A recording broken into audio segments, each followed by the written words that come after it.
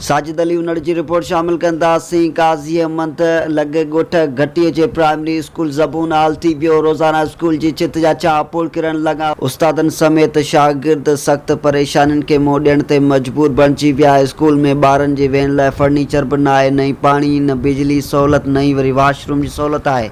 शागिर्द उस्ताद परेशान आहिनि। स्कूल जे उस्ताद मीर ख़ान ज़रदारी मासूम शागिर्दनि सां गॾु सहूलियतुनि जे खोट ख़िलाफ़ एहतिजाजी मुज़ाहिरो कयो।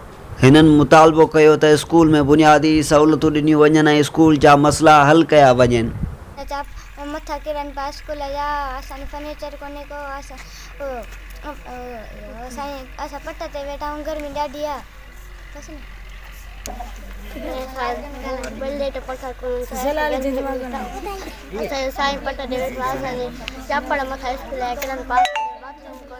बिल्डिंग जगह सफ़ा किरण में असां फर्नीचर कोनी को, असां बेचूं आहिनि, असांजे मथां चापड़ था किरनि ऐं जेको असां बि असां पट ते वेठो आहे, असां सभु पट ते वेठा आहियूं। जेको आहे पट सोभ सॼे मिटी लॻी पई आहे, हिते केर बि कोनी को ऐं हिते सॼो 2007 2008 खां ई बिल्डिंग ठही आहे खुदि।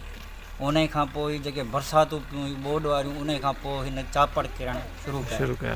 उन खां पोइ असां वटि फर्नीचर कोन्हे, असां वटि लेट्रिन सही न आहे जो ॿारड़ा वेहनि, ऐं असां वटि सोलर प्लेटूं कोन्हे। सो असांखे फर्नीचर ॾिनो वञे, सोलर प्लेटूं ॾिनियूं वञे ऐं स्कूल असांखे बिल्डिंग का ॿी ॾिनी वञे या हिन बिल्डिंग खे का मरम्मत कराइजे। ॿारड़ा चारा अंदरि ई कोन था वेहनि, ॿाहिरि वेठा आहिनि। कहिड़े ॻोठ जो स्कूल आहे?